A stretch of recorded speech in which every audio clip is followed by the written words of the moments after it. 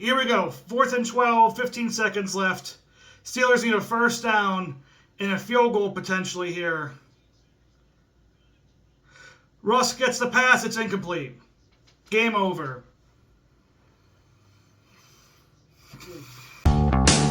Here we go.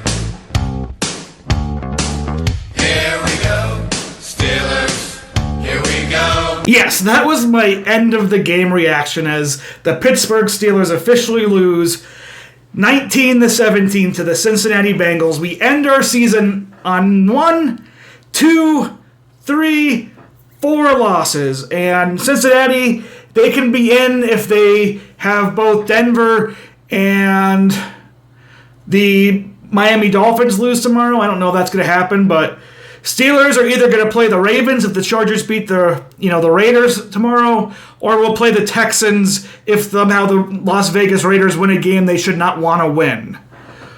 Oh, there's so much to talk about with this game. Let's just go off the start. The start of the game.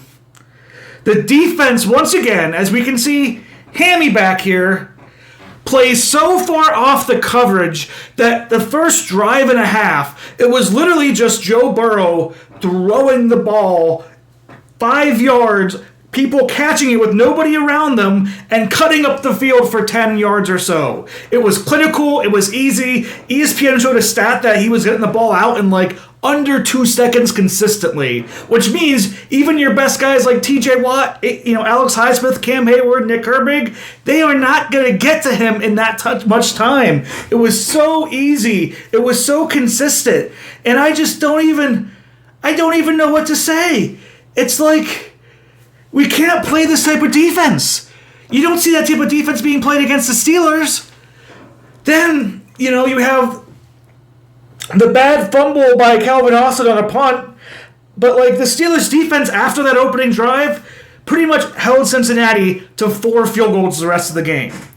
We were able to actually start playing press coverage. We didn't give up all the time short pass plays. I don't know why we can't do that from minute number 1. Whoever we go against next week, whether it's the Texans with DeAndre Hopkins or the Ravens with Lamar Jackson, we're going to have to play tighter coverage up the top.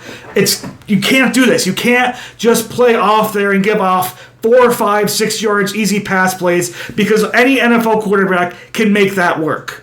We've seen it the whole entire season here. When the Steelers' defense is bad, it's because they're giving up easy 4 to 10 yard pass plays with no coverage trying to play close or press them, especially in the zone. Our zone defense is very easy to read and leaves major gaps around that all QBs are hitting way too late. Now, the Steelers did have a comeback. We picked off Joe Burrow in the first half. We got a lucky muff punt there at the end, but it's missed opportunities. George Pickens had 3 bad drops this game. He didn't really have any impact this game. People are going to pile on him. I know Steelers fans are toxic in our own nature. George Pickens has made enough amazing, beautiful catches for us that he had no business making that, guess what? He had a bad game. Hate him all you want. I will still take George Pickens and all the miraculous catches he's been able to give throughout this season to have a game like this. And it's not at the opportune time, but he's made those catches for us 99 times out of 100. And tonight it was just drops. I get it. We're upset. Russell Wilson didn't look great. End of the game, he ran the ball with only 1 timeout inbounds. He took way too many sacks. He had some plays at the end of the game in garbage time to get the Steelers back in the game, but he isn't able to hit the middle of the field too well. And I wanted to see Justin Fields, because this was my worry. My worry was we were going to lose this game anyway, and we didn't get any good read on Russell Wilson, and Justin Fields is sitting on the sideline. You wonder, is he worth keeping around for the future? Because I'll tell you this, the Steelers need a miracle to have something happen in this playoffs. We need the defense to start coming back out of nowhere, and we need an absolute goddamn miracle to come back and even win a game this playoff. So if that's the state we're in, put Justin Fields in so we can adequately see, has he made the knowledge and learnings on the sidelines watching the pros of Russ Wilson, like that excellent pass to Mike Williams, or does he not know it? is he not going to be able to transition into a starting role? We need to know that as soon as possible, and as soon as possible should not be next year. Soon as possible should have been this game. Soon as possible should have been our first playoff game. We know Russ is not going to be an option for the future. He provided us some stability in the middle of the season. We got 10 wins. We're in the playoffs. But we want to see Justin Fields if he could be our future quarterback. Because right now, we don't know that. So I would have loved to see Fields play this game because we didn't get much out of Russell Wilson besides the fact he's exactly what he has been giving us these last few weeks, minus a bad turnover. But defensively, you need to stop the super, dime easy pass plays, and we did that for a little bit. We came back in this game. It was 19-17, had the ball to drive at the end. Things that we haven't seen much from the Steelers of late.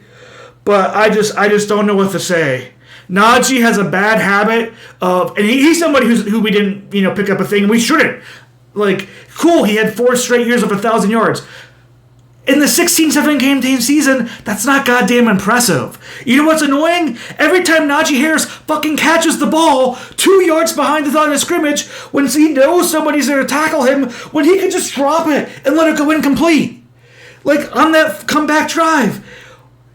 He made a difficult catch just to go down, lose 2 yards, and have the clock running. Just drop it. Let the play call be dead. He consistently does this. Our left tackle, he's clearly can't be an option because whether it's the Kansas City game, whether it's this game, sometimes against the Browns, we saw it against the Ravens, he isn't able to hold a good defensive end one-on-one with each other. And I know we have the rookies on the right-hand side kind of learning and stuff, so I don't know what they're going to do a little bit. And I know I should talk about offseason because we have a playoff game next week that hopefully I'll stream here on the channel, but it doesn't feel like we're a team that should be talking much about our playoff prospects. It doesn't feel like a team that we should be thinking about having a run towards the AFC Championship or Super Bowl. We feel like a team that should be at the bottom of the barrel of the AFC. I mean, part of me almost hopes we play the Ravens because I feel like that rivalry aspect. I know we lost them big at Baltimore earlier this year, but the Ravens are still a team you could potentially come up with and have a good time on. Texans have looked weak at times, but I don't know. I just don't trust us as much against the Texans and how their offense works. I want us to face the Ravens because you know what? We're either going to lose to the Ravens and we can feel terrible about it, or we can knock the Ravens out and we can laugh at them. And I want the opportunity to laugh at the Ravens now. But, yeah. And the officiating, I mean, can we talk about delay of games? Like, here is a delay of game with literally at the end of the third quarter where you see the play clock go to 0 before the end of the quarter and they just let the quarter run out. Like, what's the point of having a play clock if we aren't going to call it when it gets down to 0? When the play clock is ending before the end of the quarter, that should be the most obvious delay of game in the world. No call. The end of the first half. Review after review after review after review of the Steelers. Short? Sure, maybe. Didn't think about doing quick reviews against the Chiefs last week. Heck, even in the second half, there was a play with the Bengals where it looked like they were short. Didn't think about reviewing that play quickly, did we? No.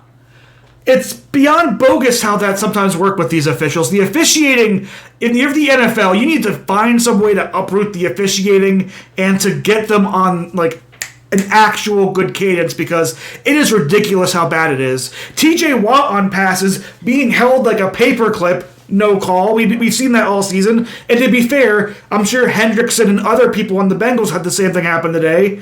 It's just something they need to call on defensive, for defensive ends because it's so easy for tackles now to defend these guys because all you need to do, sorry, Hammy, I'm using you as a response, is just, if you're blocking him, just hold him like this and they don't call it.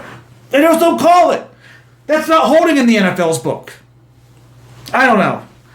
But this team had a much better season than we expected. The defense had the holes early on. We saw these holes against the Colts.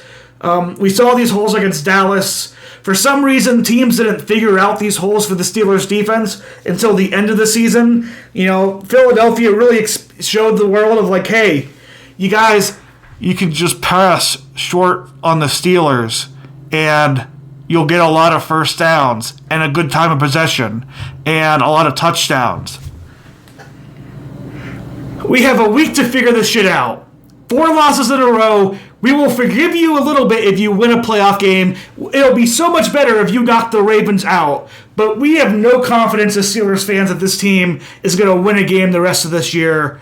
And like I said, I would rather have seen Justin Fields get some reps so you can see where he's at for the future instead of just getting more of the same with Russ, which you know is not good enough. It's just plain out not good enough. And as easy as it is to point and blame Pickens for those drop passes, you know, he's made so many incredible catches for us this year. We need him to not drop those, but he's not somebody who has a drop problem through most of his games. Yeah. We'll see you next week for the playoffs.